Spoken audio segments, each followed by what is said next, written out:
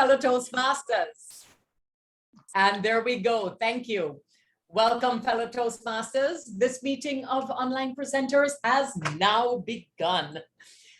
Guests, please note that in order to be a member of our club, you must be a current or former active member of Toastmasters International and have completed at least 6 speeches, either from the traditional or Pathways program.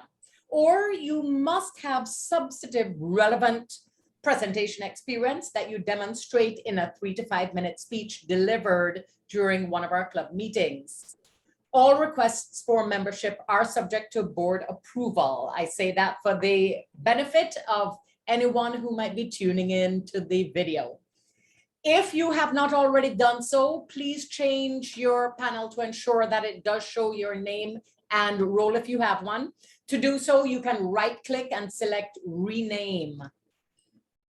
We do have members and oftentimes guests from many countries throughout the world. Thus, we do ask, as a professional organization, please be aware of language or word usage that may be considered offensive or otherwise insensitive due to cultural differences. Please note that we will be recording the meeting. You heard the announcement. Your video or audio contributions may be used for club marketing purposes. Also, please mute yourself if you're not speaking. Today's theme is redemption. Please welcome. I'm sorry, okay, good. Please welcome our presiding officer this evening, our president, DTM Lou Brown. Thank you very much, Madam Sergeant at Arms. Welcome everyone. So nice to see all of your smiling faces. Quick point of order for Rick. I noticed that Rosina, actually somebody brought it to my attention that Rosina does have watcher in front of her name. So it appears I will not need to be watcher. Also, who needs screen share capability? Feel free to let me know right now so that I make sure I provide you with that. Tricia, you have already made me aware of that. Our other 2 speakers. Okay, very good. Carolina. Yep. I saw your just raised her hand. As a counter. Yes. Oh, interesting. I can't wait to yes. That's right. Yeah. The statistical presentation. I love it. Okay, very good. So again, welcome everyone. So nice to see you here. We have a very exciting meeting coming up. Please welcome to the virtual podium our Toastmaster of the day, Toastmaster Cabrera. Thank you. Thank you. I hope you can hear me fine. I hear an echo. Okay. Thank you very much for that introduction. I am very excited to be Toastmaster of the Day again. Redemption. Why did I choose this theme for the day, which is also our word of the day? A few weeks ago, July the 12th, I signed up to be the Toastmaster of the Day for the first time in the online Toastmasters club. And I thought I'd been Toastmaster of the Day several times at my brick and mortar club. For sure, I'll know how to handle this. Boy, oh boy, was I wrong. I had the chance to taste the dirt and hopefully learn from my mistakes. And then I decided it is time for me to get up, get back on the screen and redeem myself. So that is why I chose this as our subject. I know there are many different potential ways to use the word redemption. Actually, our grammarian already posted in the chat box the meanings of redemption. This is the sense that I wanted to give it. And I hope you'll join me in that spirit of just getting back on your feet and try it again. And I hope we're going to have a fantastic meeting. First, before I present the roles, I want to get one thing clear. Rosanna did accept to be our ballot counter. He had already signed up for the other role. I changed things, but she did accept to be our ballot counter. Luke, would you make sure to be our watcher tonight? Thank you very much. With that, then let me introduce the supporting roles. As we know, this meeting is really a success with the support of everyone. And the first one to keep us on time, keep me on time for sure, our timer, Rosanna Hussein. Rosanna, could you please explain your role? Absolutely. Greetings again, and thank you, Mr. Toastmaster.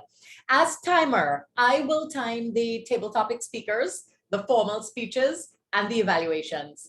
I'll also alert each speaker of the time that they have left using the, well, when I do start, you will see the blue background, the green when you've reached the minimum time required, the yellow at your midpoint, and the red card at your maximum. At 31 seconds after, we will clap you off. I will be noting all the qualifying times. I will give my report when called upon by the general evaluator. If you're going to be speaking, I will suggest that you find me and pin the timer. So do make sure that you can see me. And if any of you require an audible, would you please let me know by private chat? I'll see to it that you get one. Back to you, Mr. Toastmaster. Thanks, Roxanne. Next role I fear the most, our counter, Carolina Ramirez. Carolina, may you please explain to us your role? My role as a counter is to count the grunts while you are speaking. Grunts like well, so, like, but, you know, and repeats, and every awkward sound that you make while you're speaking. At the end of the meeting, I will give you my report. Back to you, Hector. Thank you, Carolina. Next, one of the roles that I learned the most from to help me improve my language, my skills in English, are Marianne Grady. Marianne, will you please explain? My job tonight is to listen, and I will be listening for excellent use of English language, incorrect use of English language, and any kind of verbal gems or colorful descriptive words that you're using. So spice it up for me tonight. And by the way, Hector, you do not need to redeem yourself. Thank you, Marianne. Next, a role that I still don't know how you do it, but for sure, this environment of online meetings make us be aware that we're always present. Our watcher, Louis Brown, could you please explain the role to us? Certainly, Mr. Toastmaster. As the watcher, and notice we don't say watch master because that could be confusing to folks thinking it has something to do with a timepiece. The watcher is responsible for viewing everyone's screen and background and lighting. You can see from mine that I need some improvement in that area, and providing a report at the end of the meeting, and everything that I see that folks may want to consider improving upon with their visual representation. Back to you, Mr. Toastmaster. Thank you, Louis. Next one, multitasking is not my forte, but we have one that many of you are expert at this, and one person is going to be checking how we interact. Our chat monitor, April, may you please explain to us your role? Thanks, Toastmaster. My role as the chat monitor is to keep track of the various posts throughout today's meeting. As needed, I will relay important information to you, Toastmaster, and when called upon, I will give my report. Back to you, Mr. Toastmaster. Thank you very much. And last but not least, as I mentioned earlier at the beginning of my role, our vote counter will be Rosina Dukinson. Rosina, may you please explain what we'll be doing?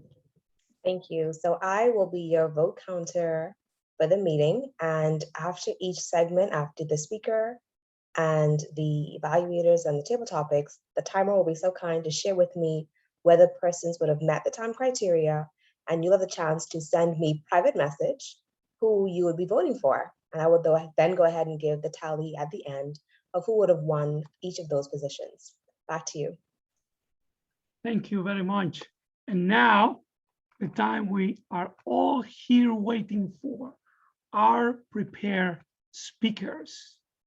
Our speaker number one, with a project called Transitions, Dynamic Leadership Level 5, demonstrating expertise and reflect on your path.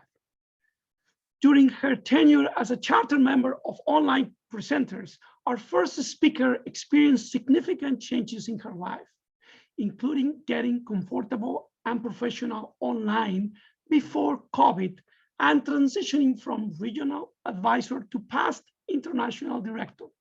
To complete her dynamic leadership path, join me in welcoming Dr. Carol Prahinski with her speech title called Transitions. Woohoo! Thank you, Hector. What a pleasant group of people I'm with today. In January 2017, my adventure with online presenters began with an article in Fortune magazine. In that article, I was introduced to David Carr, and together we sponsored this new club called Online Presenters. And boy, has it transformed me from a person that feared online speaking and was very confused about how to be successful when everything seemed to fail, to a person with confidence and ability to navigate and guide others in how to handle this technology. In this process of transitioning to this new person, I had a lot of people help me on this journey. One of the things that really struck me was last year, March 18th. On that day, I was in the classroom. It's a Wednesday, and I was teaching my graduating seniors about the important stuff called supply chain management. In that process, during my break, I noticed I had an email from the university president stating that all classes effective in 1 hour will be online. I still had another class to teach. Within that 1 hour, I set up the Zoom meetings. I communicated it to my students, and I prepared all of my sessions to be online. It's because of online presenters that I was prepared to do that, and that I could flex when I needed to flex. Woohoo! Yeah. And then what happened? Then all the clubs around us had to transition to this new normal, whether we wanted it or not. And who stepped forward to help those individuals, districts, and club members learn how to be successful online? It was the members of this club. Wow. At that point, I was an international director, and I could not step in to help. I had other things going on. But boy, did this club and the members of this club impress me. I was proud, and I still am. I am so proud to have known and gotten to work with the people of this club. It's because of the hard work that we went through before COVID that we were ready when the emergency happened. We were ready to step forward and help others be successful. When I stepped in to be an international director, I had a lot of people help me. Many of them were in this club, and they helped me in so many ways. Lou, I'll just mention him just as one person, but Lou walked around this huge meeting room at the convention saying, "Oh, Carol Prahinski is supposed to meet with you in 5 minutes. Can I help direct you to her spot?" And off he went, guiding people to meet me. And in this process of becoming an international director, and in the process of completing my work as international director, I took the dynamic leadership survey to learn about my leadership skills. And guess what? They transformed over my 2 years in office. I became a different type of leader because of the experience as international director. What really impressed me was being able to take that test twice and getting different results and saying, it makes sense. I've developed skills in other areas that I had not worked on before. when I looked at my role as international director, one of the things that kept crossing my mind was areas of weakness. I don't know about you, but I know Hector does, as he starts reflecting on things that he said, I didn't do that quite as well as I was hoping. I think I'll do it again. Now, I can't sign up for international director a second time, but boy, was it fun the first time. What I can do, though, is say, here's my strength and here's a weakness. I want to work on that weakness. One of them, and actually it is a joy of mine, is parliamentary procedure. But I saw that I could have some improvement on it. And so I've decided to step forward to try this new thing in my life called parliamentary procedure. And I've signed up for a club. And I'm going to go for my registered parliamentarian as soon as I become a member of National Parliamentarians Association. National Association of Parliamentarians. I won't get to be member until I learn how to say it properly. When we think about transformation, these things happen and we need to be thoughtful of this is the time that I need to step forward on this new path. Today is the day that I'm going to say thank you for the journey. Thank you for the journey of being with me over the last 4.5 years as I have progressed from a nervous online presenter to a person that was capable and able to step up, lead this organization through a very challenging time.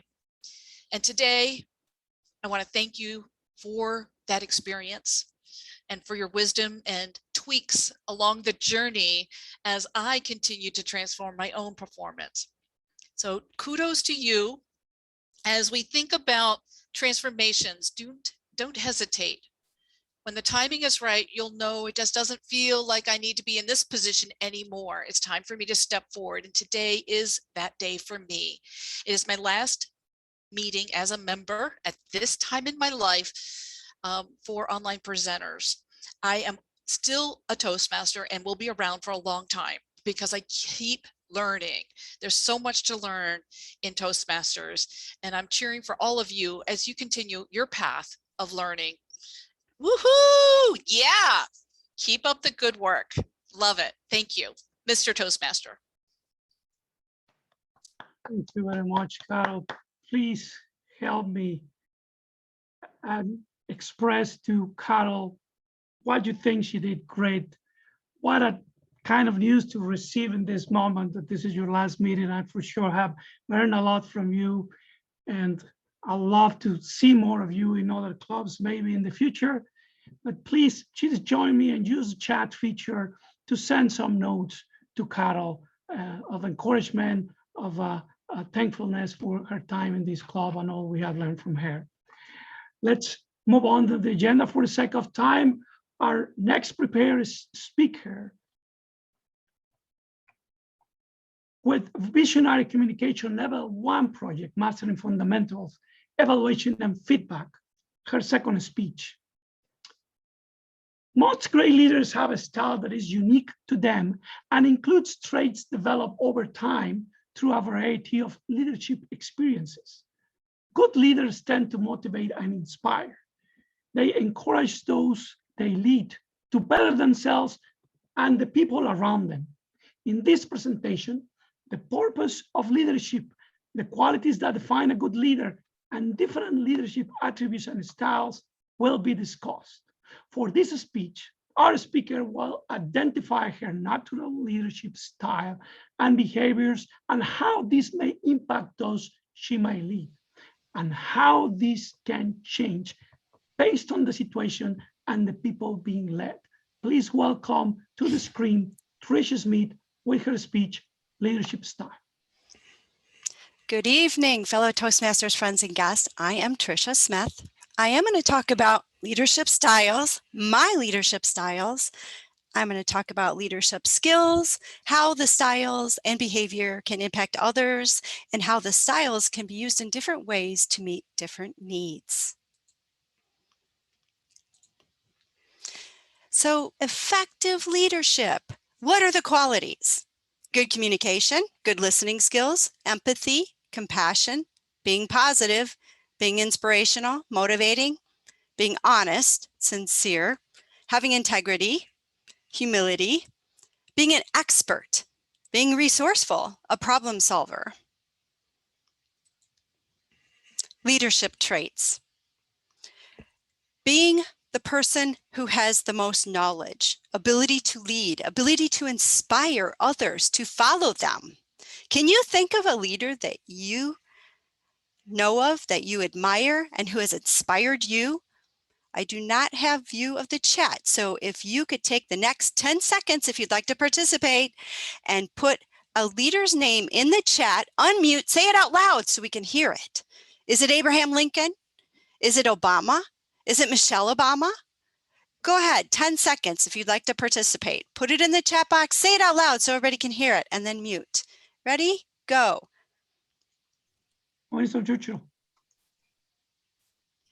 A couple of people have said Carol. I'd have to agree. Abraham Lincoln.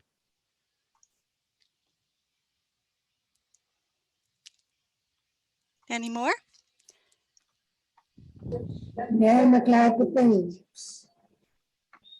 Jim Rohn. Thank you. All right. You can have more than one leader, right? It depends. Maybe there's somebody at work, maybe there's somebody in the community or nationally. Leaders. Why do we need a leader? Why do we have leadership? To keep groups on task and to make them accountable, to reach the goal, to attain the goal, to keep people inspired and motivated, and to have the right skill set to achieve the job, to match the skills of the participants to the job that's needed. I'm going to talk about 8 leadership styles. There's a couple here that are listed that I'm going to explain more about. I'm going to start with Theocratic. That is similar to the authoritative leadership style. They focus on goals. Visionary. They are like innovators. They believe in the best methods, the most recent technology. They're focused on the future. Democratic leaders, all about consensus. Everyone gets to participate in the decision-making process. Pace setters. This is good for taskmasters, performance levels, production, productivity, and coaching is good for one-on-one, for inspiring and motivating and helping others to improve their skills. What you don't see on here is bureaucratic, which is an enforcer, and altruistic leadership styles. The altruistic leadership style involves being a server, someone who likes to help others, serving in their community. They're all about community. Can you relate to any of these? I can relate to these 3 because this is how I scored on the assessment with the PATH, democratic, coaching, and pace setting. However, I can relate to other styles. With the democratic style, I use this. I'll give an example of my work. I oversee group situations where we have mini huddles. I work in education. I work with online education. So to me, getting input from everyone who's participating is important. If we are making changes where instructors see the impact on students. So I will be using this type of leadership to do roundtables or to get input from others with any changes that are made with curriculum or coursework items or anything that involves the group as a whole. How about pace setting? Yep, I'm familiar with that one too.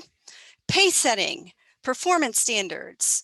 This is like an auditing practice. If anyone's familiar in the medical field, for example, it's all based on production with hospitals. So quantity and quality. With the education field, we do quality monitoring as well. Course room reviews. Are the instructors doing their jobs? Are they meeting deadlines? Are they doing the number of tasks that are needed? And coaching. Definitely use coaching. This is good for one-on-one. Does somebody need to improve their skills? How can I inspire and motivate them? Provide resources, be an example, demonstrate the skills. I use that a lot, and I use it also for health coaching. in my personal life and my business, All Natural Care Gift Basket Pantry, helping people to live healthier and cleaner lifestyles. So how does behavior and leadership style impact others? We just talked about the leadership styles. How do they impact others? Leaders provide feedback and resources. So they oversee the whole picture. So doing an assessment before the project occurs is important for leadership. Implementing the practices and then analyzing how the whole experience resulted. Did it meet the goals and the outcomes that were needed? Keeping all those traits in mind in the process of how you impact others. Are they motivated to succeed? Do they have the resources they need? Do they feel like they trust their leader? Leadership styles can be adapted to meet different situations. As I explained examples that I use, there are different ways that you can adapt those styles for different situations. I've just talked about what leadership styles are, leadership traits, skills, how they impact others, and how they can be used to adapt to different situations, whether it's a small group, large group, or what the outcome is. Be the best leader you can be. And remember, a leader is one who knows the way, who goes the way, and shows the way. Be a good leader. Thank you.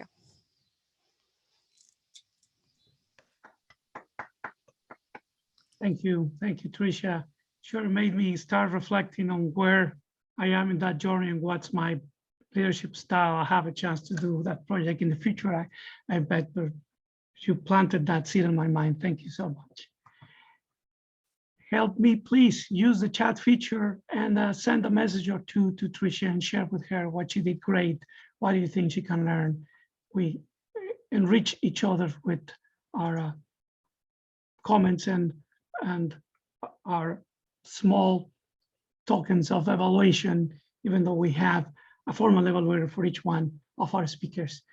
And the next speaking role, our speaker number 3 is going to do quite a very special speech project today, engaging humor, level 4, building skills, the power of humor in an impromptu speech. The title is My Signing Project. I am really enjoying being a Toastmaster, having been one for almost 3 years. I witnessed my growth process and I'm still continuing on my growth path, which I have set for myself. Please help me welcome to the lecture, Antoinette, who's going to be responding to a couple of questions that I'm going to be making for her. She has no idea what those questions are. This is going to be a treat. Question number 1, Antoinette. So I mentioned at the beginning of my theme introduction, I failed and I'm trying to redeem myself. And I think at some point we all have failed at something and hopefully learn our lesson. Can you tell us about a time this happened to you where now you can look back, maybe laugh about it and what you learned about it?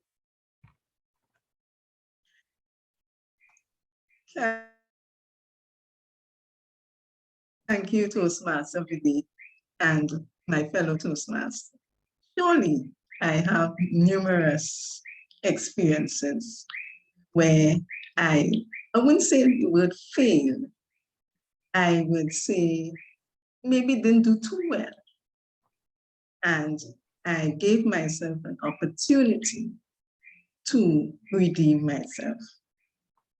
One such instance, it happened when I was in my early 20s, when I was studying to a diploma in lab technique. I was progressing quite well into the program. But of course, you always have boyfriends here and there.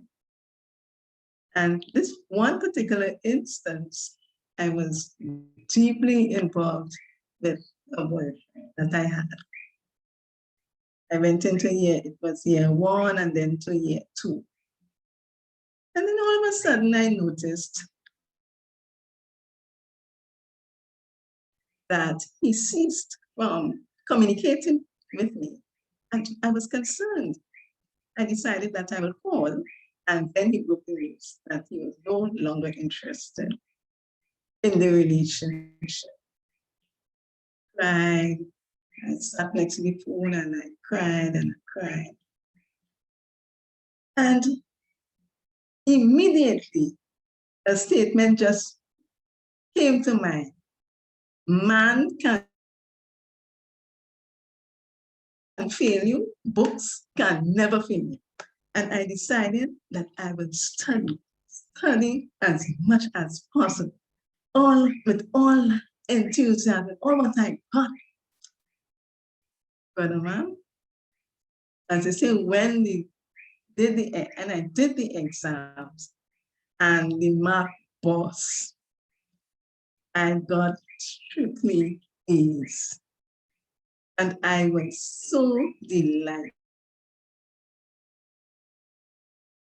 about that. And there I was given the opportunity to redeem myself, because I must say, whilst I was in a relationship, I wasn't doing so well with my school. And everyone was extremely happy for me, and I am very pleased. I was very pleased with myself. Back to the Toastmaster of the day, Hector.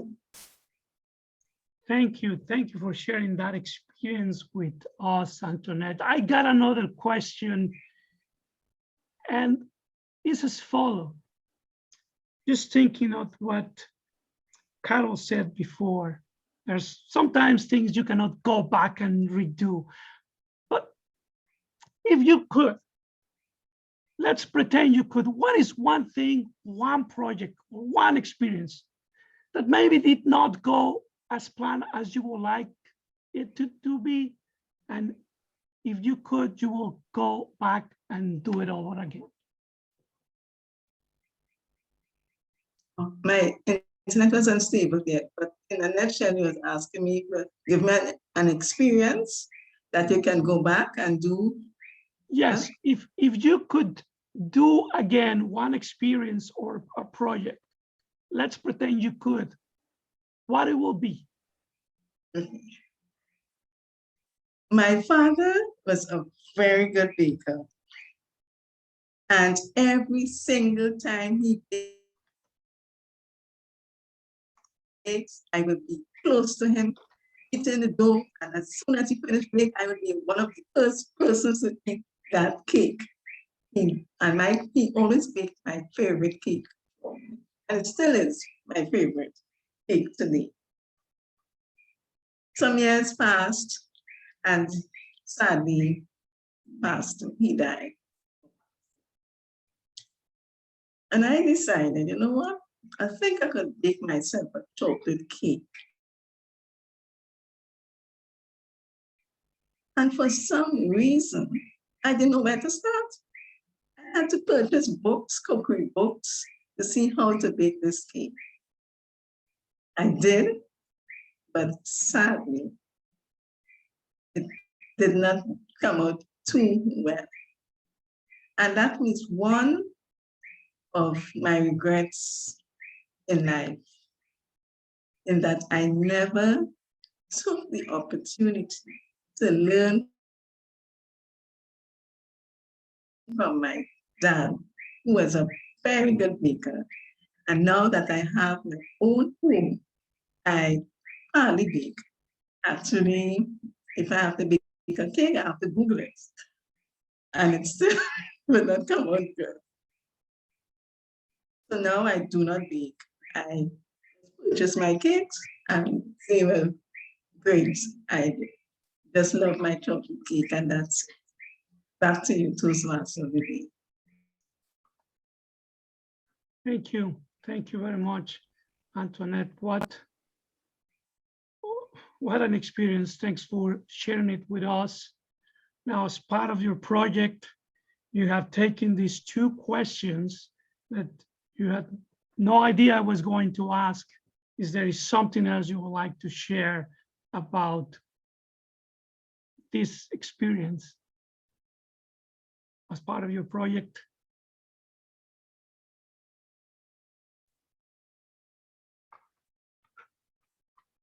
I didn't get that correctly, sorry. I was asking, do you have answered these two questions that you were Okay. not prepared for them? They're completely impromptu. Is there something that you would like to share with the rest of the club as part of your experience with this project? Well, actually, if I read the project thoroughly, I would not have chosen this part. That's the first thing. I would have chosen another part that does not have this in it, to tell you the honest truth. And so it put me in a fix, actually, because I'm not accustomed to, as I say, working on the fly, intervening. And so this was a very unusual thing for me to do. However, I'm glad that I did it. And I will certainly choose another path with something like this. Sometimes in life you regret, and then when you look back, you say, you know what? Thanks for taking the bull by the horn, and it will serve you in good stead later on in the life. Thanks to Toastmasters, thanks to the online presenters for giving me the opportunity. Thank you very much, Antoinette. Please, just as I invite you before, join me and use the chat feature to send your thoughts to Antoinette, what she did great, what she can improve. To be honest, it looked like you had all this prepared because your answers were fantastic, but I can testify that she had no idea what I was going to ask. Now, I will ask our timer, if you could please share with us the timing reports for these speakers so that people can start thinking about their vote. I am not certain with respect to Antoinette's speech, which was required to be 2 to 3 minutes. She did not speak for 2 minutes the second time. It was 1 minute and 49 seconds. So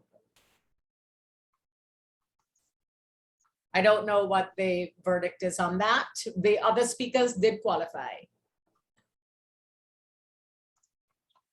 Okay, maybe I can ask our VP of Education to help us check. I understood she had total of 5 minutes to go over the questions. Maybe I'm not. No, the project is very specific. Each speech, Okay. 2 to 3 minutes. Okay, I got it. Thank you. Thank you very much for confirming. Very well.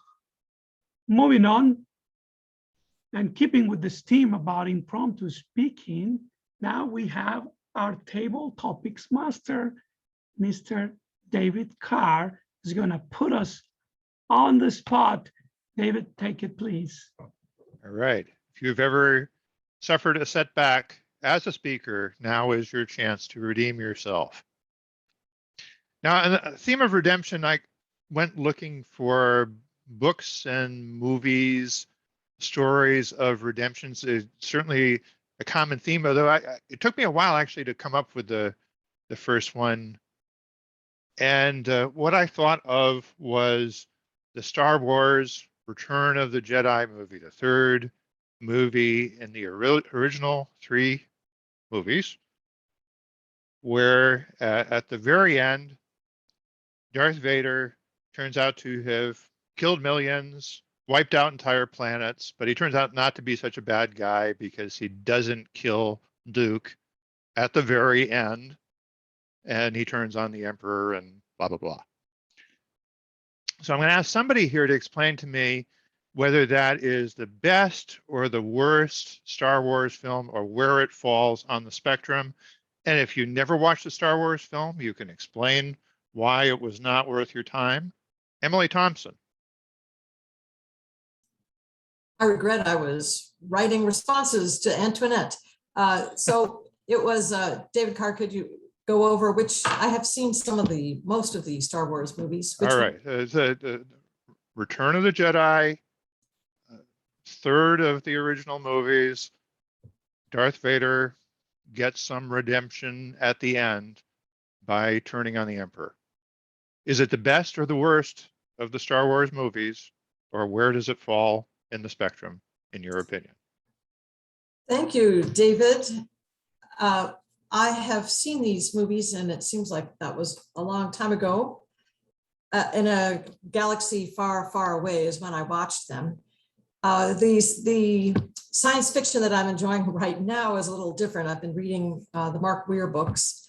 I was on a plane to California and back, and managed to read 5 or 6 books, and one of them was Artemis. I don't know if you have read that Mark Weir book, but additionally, I think that was Mark Weir's second book. His first one was The Martian, which I think I have 3 copies of it downstairs. I said it was my favorite book of all time. I mean, at the time, that's what I said, and I gave it away, and then it came back, and then I gave it away, and it didn't come back. So all my children for Christmas, each of them gave me another copy. I just have so many copies down there. I adored The Martian. Artemis was not quite as good. He wrote a female character, and it doesn't seem like he knows females that well. But the plot line was fantastic. And Hail Mary, the third one that he's written, is up on my bureau in the stack. I'm ready to read it sometime soon.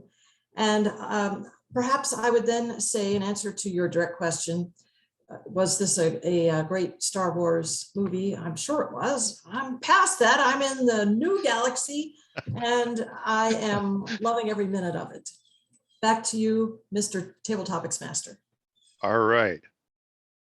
Graceful pivot. We didn't announce the timing requirements. I suppose we should do that. Madam Timer, do you want to just remind everybody? Yes, thank you, Mr. Topics Master. The timing parameters for this, 1 to 2 minutes. In order to qualify, you must speak for at least 1 minute. In other words, until you see the green. You will get a green at 1 minute, yellow at 1 minute and 30 seconds, red at 2 minutes, and at 2 minutes and 31 seconds, we will clap you off. Back to you, All right.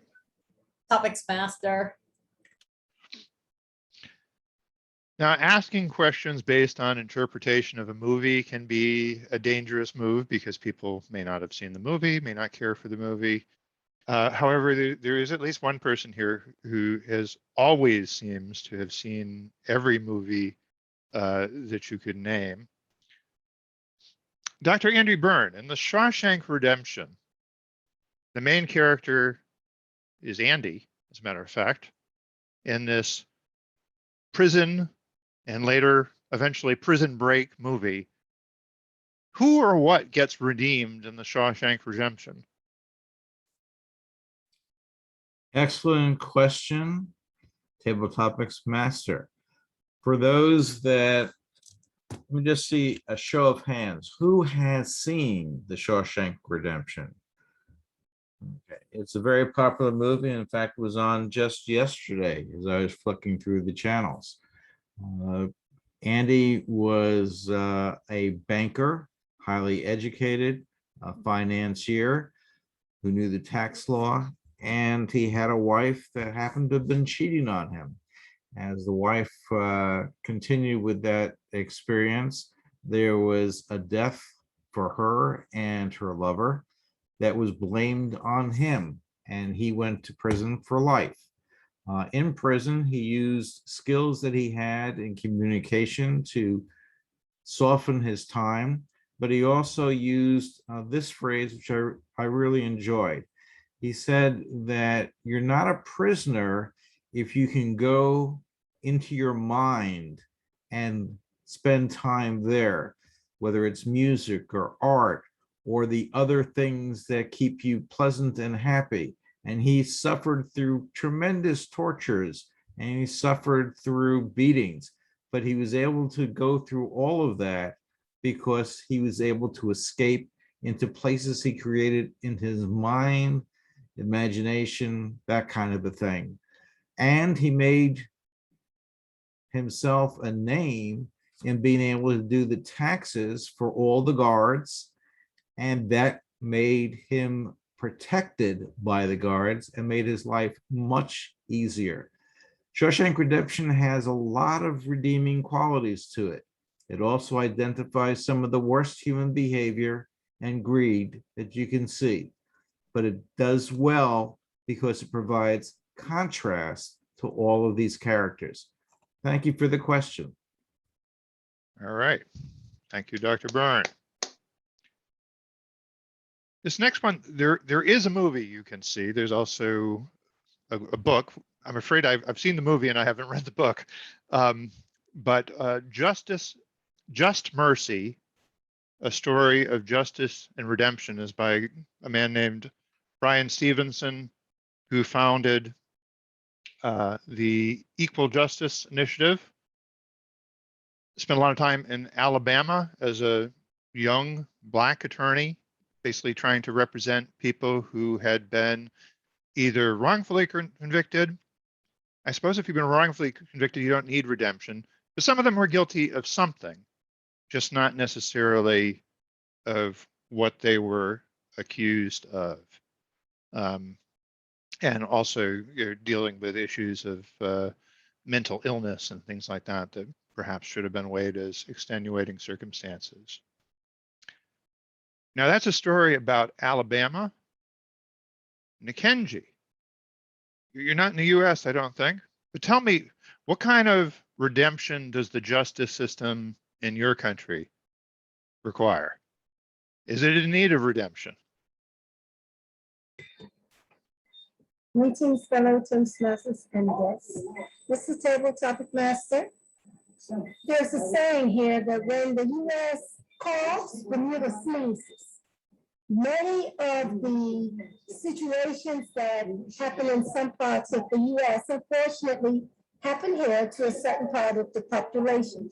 Therefore, yes, the system does need to be going through some sort of redemption in that one particular group oftentimes is the group that has been given more stronger penalties than a lesser group. Particularly here in Bermuda, our young males of African descent tend to fall within that range. The young man would be handled sometimes very unfairly without given an opportunity to reach out or ask for support, versus other ethnic groups would be given a strong reprimand and sent on the way. Therefore, that is one of the areas I definitely would like to see some redemption so that you will be dealt with evenly and accordingly to whatever that particular consequence or action has garnered. As I said, in some cases, just like when the U.S. coughs, Bermuda sneezes, we tend to watch you quite a bit. We tend to follow similarly. It's just one variation. We still deal in common law. However, the redemption would definitely be a much needed action. Back to you, Mr. Topic Master. All right, excellent. Let's see. Now, another area where redemption comes into play is sports. The sporting loser of a previous year makes a comeback and emerges victorious. I was looking up some of these stories prior to our meeting. I was looking for somebody to call on here today who's, I think, maybe stepped away. Bridget, what is your favorite sporting story of redemption? Can you think of one? Thank you, Mr. Table Topics Master. You probably asked the one person that really doesn't watch sports a whole lot. So there we go. Although I will go on record saying that there is a movement to try to get ballroom, known as dance sport, into the Olympics. And there's a whole argument about whether or not it's subjective, but then so is gymnastics, so is the form in diving, and so is ice skating. So there we go. In terms of redemption, in sports. I think the one sport that I do watch quite frequently is actually tennis. And so it's always interesting, especially when you get to the Grand Slam, the top 4 matches that happen in the world. So France, Wimbledon, the US Open and Australian Open, that there's always this kind of ricocheting back and forth between usually the top 2, maybe 3 seeds. And so, of course, winning the Grand Slam means winning all 4 of those tournaments. And yeah, that's really what everyone is going for in terms of getting that. But even if they don't win one of them in a single year, they're always out trying to redeem themselves and make sure somebody else doesn't get all 4. So it makes for some very intense matches. I'm going to totally date myself because when I was a kid, I used to watch Jimmy Connors and Bjorn Borg knock it out, right? Then we got to the Boris Becker and Steffi Graf era, right? Right now, I'm still a big Federer fan, although right now he's not really #1 anymore. But I do feel like if they are on a roll to get all 4, but if they lose one and then they're trying to redeem themselves to at least make sure somebody else doesn't get all 4 of them. So granted, there are a lot of smaller tournaments that happen along the way, smaller in quotes here, but it all leads up to the 4 Grand Slams and winning those, because that's really a mark of honor and mark of sportsmanship. That being said, one of my favorite stories is when something looked like it was called out and their challenger said, basically call it, challenge it. And the challenge went through. That's true sportsmanship. And that's what I'd like to see even more, Mr. Table Topics Master. All right. Excellent. One other from the movies department. When I looked up, did a little bit of Google searching, popped up with It's a Wonderful Life. A lot of people have seen it. A lot of people love it. I think some people hate it. Surya, have you watched the movie? Love it, hate it, don't care about it. Where are you? Thank you, Mr. Table Topics Master. And yes, I watched the movie It's a Wonderful Life. And yes, I can see why some people would not like it, because especially when you watch it in black and white, it is quite depressing. It starts off with the main character, Jimmy Stewart, being in a very dark mood and wanting to commit suicide. But what I do love about the movie is the fact that there's a huge lesson, huge life lesson, which sometimes many of us, and sometimes I too, need to remind myself that in this busy life, we are so focused on minute-to-minute interim things that we have to do, or minute-to-minute instant gratitude type of outcomes we're expecting from people, from relationships, from our life, from our bosses. And so we get caught up in this world, a bubble of what is expected, how we are not fulfilled, how we are sad, how we are unhappy, and lose sight of the main things in life. So I love the way the screenwriter defines the ending of the story and brings it to a happy ending. It continues to inspire me year after year whenever we sit down as a family and watch it together. So yes, I have watched the movie. I love the movie, and even though I know the ending and the storyline, I continue to tear up and cry no matter what towards the end of it, because I can so closely relate to the characters. Thank you, Mr. Table Topics Master. All right. I believe that is 5. Shall we draw the line there and move on? May we have a timers report, please? No, everyone qualified, every last one of them. We had Emily, Andy, Nakenji, Birgit, and Surya. All right. Please vote.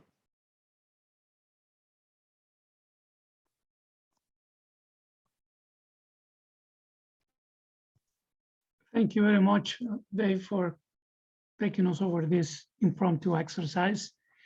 And now we go to the part I've been waiting the most since July the 12th. That's the learning session. And obviously, every speaker wants to hear how well they did today. And I would like to hear also my evaluation and see if this opportunity for redemption was successful. Then let me give it to our general evaluator to lead the learning portion of the meeting. Please welcome to the lectern, Rick Durling. Rick, take it, please.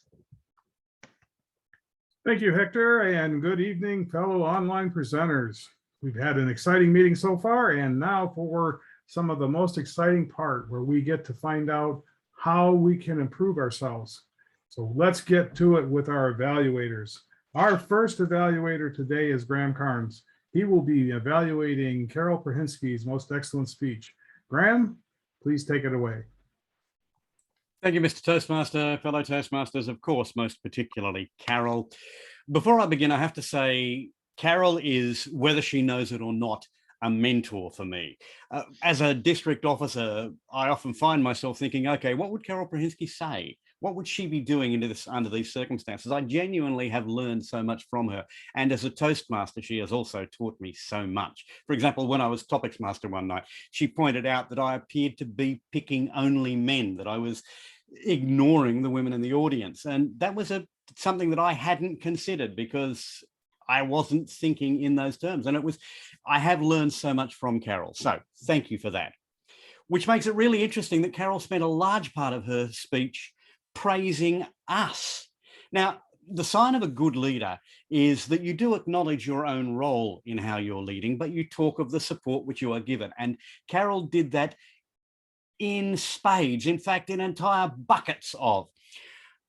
I love the fact that Carol talked about the transformative process, how she had changed as a leader, how when she did the survey at the beginning of the process and at the end, she found that she had changed. But personally, I would like to have seen some specifics about how she had changed as a leader, because this project is specifically about what you have learned in this path.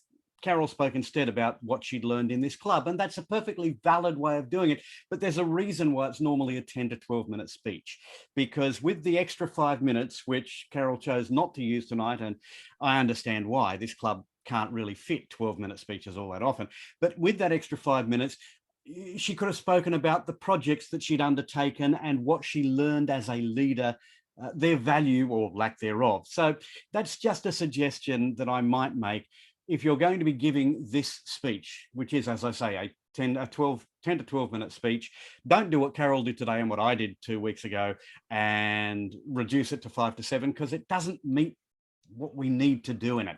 Having said that, as a leader, I think that Carol has the motivation part down well. While I'd like to hear some leadership lessons from her, I did learn stuff today anyway, even if that wasn't the intent. Considering areas of weakness which fit in with today's theme, I thought was a really good suggestion that Carol had made. I know that Carol wanted me to look at the conclusion, and I think it was an encouraging and motivational conclusion, but it was also, I have to tell you, a little sad. One thing I will say is that Carol has demonstrated dynamic leadership and will no doubt continue to do so. I think it was her who first used the phrase that I find myself using all the time, having a helium arm, not being able to say no. No, it wasn't? Well, either way, I have no doubt that Carol will continue to be a dynamic leader, and I would welcome her back to this club at any stage as a guest, let alone as a member. Mr. General Evaluator. Thank you, Graham. Well done. Our second evaluator will be Jim Barber, and he is going to be evaluating Tricia Smith's most excellent speech. Jim Barber, please take the stage. Thank you, Mr. General Evaluator. My fellow Toastmasters, our most welcome guests, and especially Toastmaster Tricia Smith. Tricia, your project tonight was to talk about natural leadership styles and behaviors, and you nailed it. As far as the project goes, you did everything that you were supposed to accomplish. So let me go to other aspects, how you did this. Basically, I want to talk about visuals and vocals, what we saw and what we heard. Let me talk about vocals first. You are a dynamic speaker, Tricia. You are a delight to listen to. You are natural, you're conversational. Your vocal variety is among the best in the club. It is great. You have a strong vocabulary. Your use of the pause is wonderful. You have great pacing. You are, frankly, you're a delight to listen to, period. That's it. Now, visual aspects. You have strong gestures. You were well framed in the picture, and you have presence on the screen. We are drawn to looking at you. However, this is what we saw. Now, this is what I saw because I had it in gallery view next to the screen. You're on there, but you're this little tiny thing over off to the side, and we've got the slides over here to the other side. This is effective as far as making the slides the star, but you're the star. This is what we wanted to hear. We wanted to hear your interpretation and your feelings on all this, and we weren't doing it with this when we were seeing this. Now, there's a couple of possibilities the way you could do it. One would be to do like I'm doing and switch back and forth between the slide and your presentation so that we can see you, and then we go back to the slide. Another way is to do something, this can be a little trickier. Whoop, that didn't work out well at all. But anyway, have the slide up here, whoop, up there, somewhere over there, and have your picture as a part of the overall slide. The whole thing, how you do this is pretty much up to you, but try to have, I mean, you're the star of the presentation. You're the reason that we want to listen. We want to hear your opinions. We want to hear your take, and we need to remember that you are the person speaking. So we need to see your image somewhere in these slides most of the time, if not all of the time. How you're going to do that is a tricky thing. It's something that you're going to have to work out, but that's the only real suggestion that I have is the vocal part is phenomenal. You are terrific. Make the visual to where we see a little more of Tricia Smith, and you will have something that is dynamic, incredible. Looking forward to the next time, Mr. General Evaluator. Awesome. Thank you, Jim Barber. And let's go to our third evaluator today, and that will be Andrew Byrne. He will be evaluating Antoinette Twim, and let's hear what he has to say about Antoinette's most excellent speech. Andy? Thank you very much, Mr. General Evaluator. And my pleasure to evaluate Toastmaster Trim. You worked on level 4, engaging humor. And that's not an easy path to do. And I can tell you that I did the humorous pathway and dreaded it only because my wife always tells me that I don't have a humorous bone in my body. And she is probably correct in there. I had high expectations for this pathway because I thought, do this and you'll be like a Robin Williams afterwards. You'd have lots of humor. But let me focus on you because you gave a great speech. And the things I'd like to talk about is some of the subtle things, supporting your message. And you support your message with gestures. And some of the gestures were hand gestures, but some of them were your face. Your face told us that you were happy. You had a great smile. You had very bright eyes as you were telling parts of your story. And you related, you connected, you engaged with people as you did those things. You had a very engaging presence between your face, your smile, your eyes. And that was helpful in terms of getting across what you were talking about. I understand the problems that you had with the timing and not quite understanding from the timer standpoint how it was broken down. You handled impromptu 3 questions, but I was really focused on your first set of speaking. And I also observed some technical problems of your picture freezing every now and again. That can happen from the fact of not having enough power in your broadband, but it could also happen if you have a lot of different programs open at the same time. So that caused a little bit of distraction for me. And that can be something that could be fixed when you do your presentations by making sure that your online Zoom is the only program up and running if you're not using slides. But you used, as Jim talked about, your instrument of your voice. You had great dynamic vocal variety, you had pausing, you had great pitch, and you engaged with that instrument known as your voice. So I think you did a tremendous job. I liked what I saw. I felt what you were talking about in my heart, and I heard everything that you said because you slowed it down, that accents didn't matter. You were clear, enunciated well, and you used redemption quite a few times in your speech and as part of the club. Thank you very much for that opportunity to evaluate you. Thank you very much, Andy, and thank you very much for jumping in to help be an evaluator this evening. It is now my pleasure to ask our timer for a report on our evaluators to make sure that they are valid for our vote. All 3 evaluators qualified. Thank you very much, Roxanne. And now I'll direct everybody or ask everybody to cast your votes with Rosanna Dawkinson so that we can move on to the meeting for when we have all the votes counted. My next activity is to introduce the individual people who actually helped make this meeting possible and have been watching us and keeping an eye on us. So I will start by inviting our counter, Carolina Ramirez, to share with us her 1-minute report on the counter situation. Carolina. Thank you very much. Can you see the screen, right? Yes. Perfect. You are very good at speaking, almost no grants.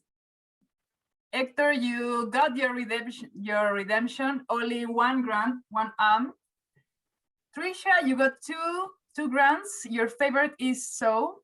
David, you got 7 grants. Your favorite is I would say. Birgit, you got 10 grants. Your favorite grant is And Surya, you got 4 grants. And globally speaking, your favorite grants are and sometimes so. Be careful with those sounds, grants, as you want to call them. That's my report. Back to you, Rick. Thank you, Carolina. Very, very well done. Let's move to our grammarian report. Marianne Grady, can you share with us your 1-minute report on the grammarian? I sure will.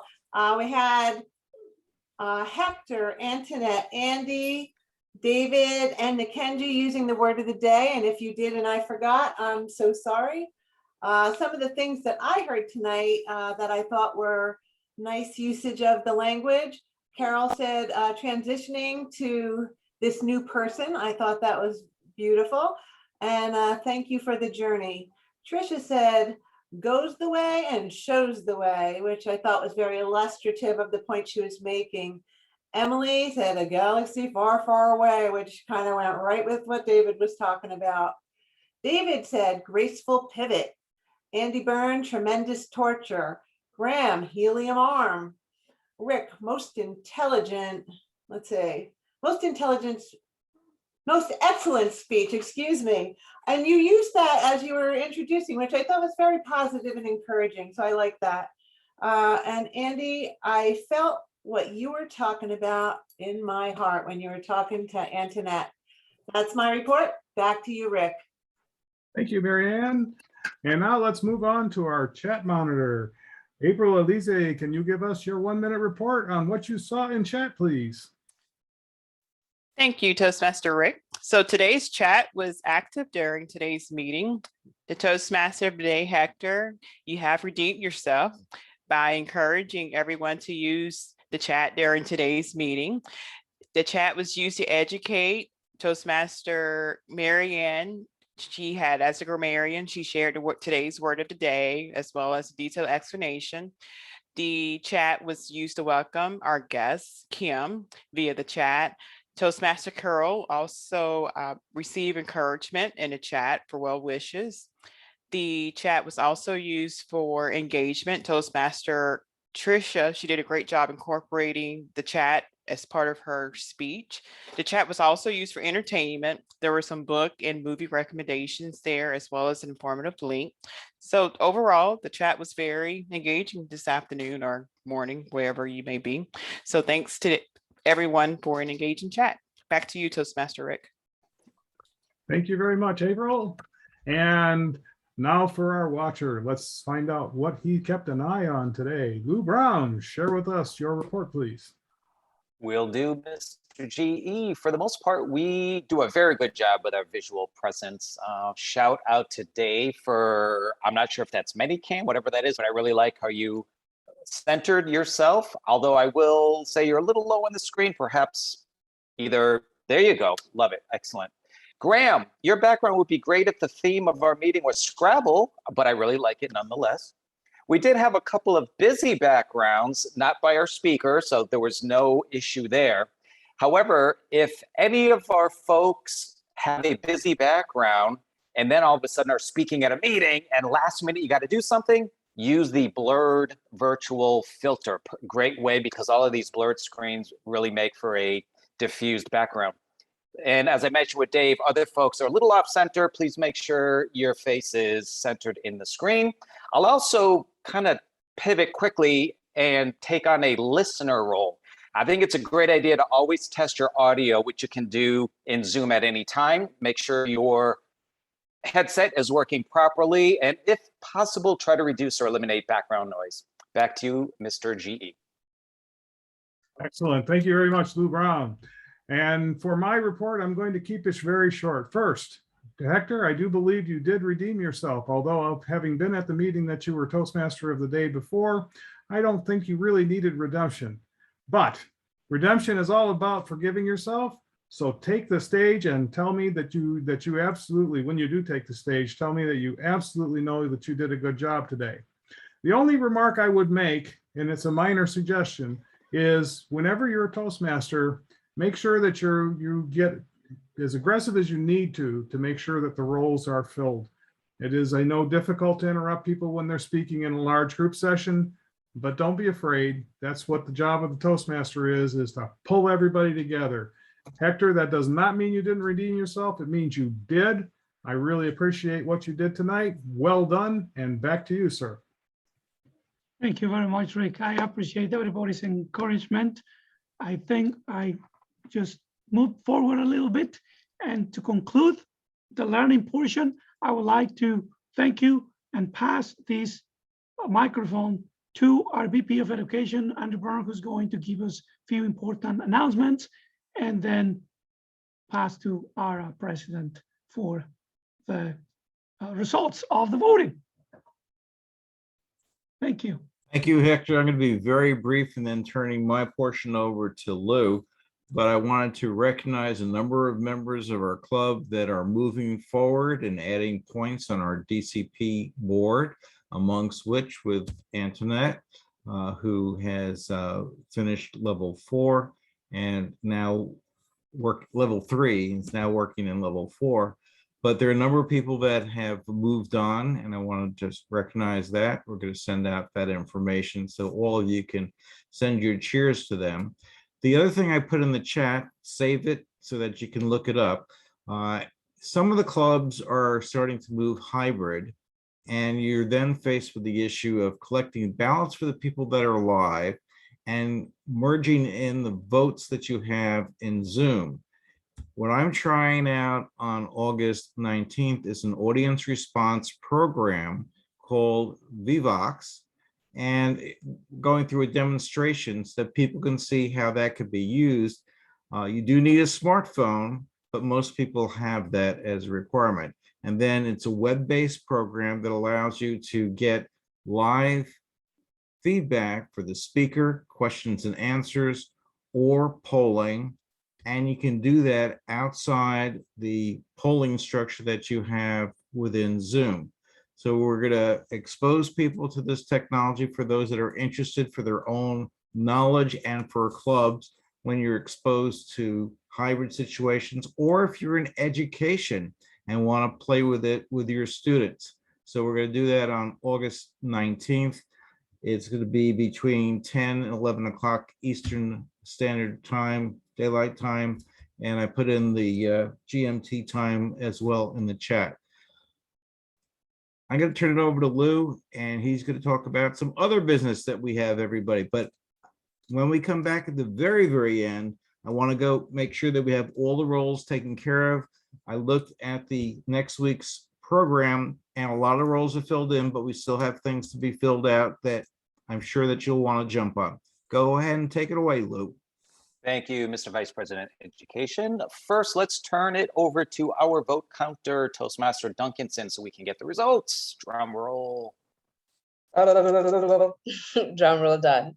Now, it was kind of tight, so thank you all for voting, but the results are in. And for our speaker of the night is Carol. Our table topic speaker of the night is Soraya. Thank you. And for our evaluator of the night is Jim. Thank you all for voting. Thank you, Toastmaster Duncanson. Appreciate that. Couple of quick reminders. August 16th, I mentioned this last week, just another reminder. August 16th, Nick will be giving a special presentation. Boy, it's interesting that we haven't seen Nick in a few meetings. I miss him. Can't wait for him to come back. And August 23rd to 28th, International Convention. Go to the website to sign up for that. We also plan to have a business meeting August or, well, we're in August now. This month or next month, not sure yet. We're still going to be setting that date soon. We'll let you know. Okay, let's see. I just had something. Oh, of course, Kim, please share with us what you gained for the meeting today, this afternoon. I had so much fun being back with you guys. I missed you guys. We just had a blip in, I guess, life, and just so glad to be back with you guys. And please let me know when I can present my membership. I forget what you guys exactly call it, but initial speech. And thank you so much. Wonderful. Thank you very much, Kim. Appreciate it. Marianne Brady, our Vice President Membership, will be reaching out to you to schedule your prospective member speech. Thank you all for being here for our meeting today. We look forward to seeing you at next week.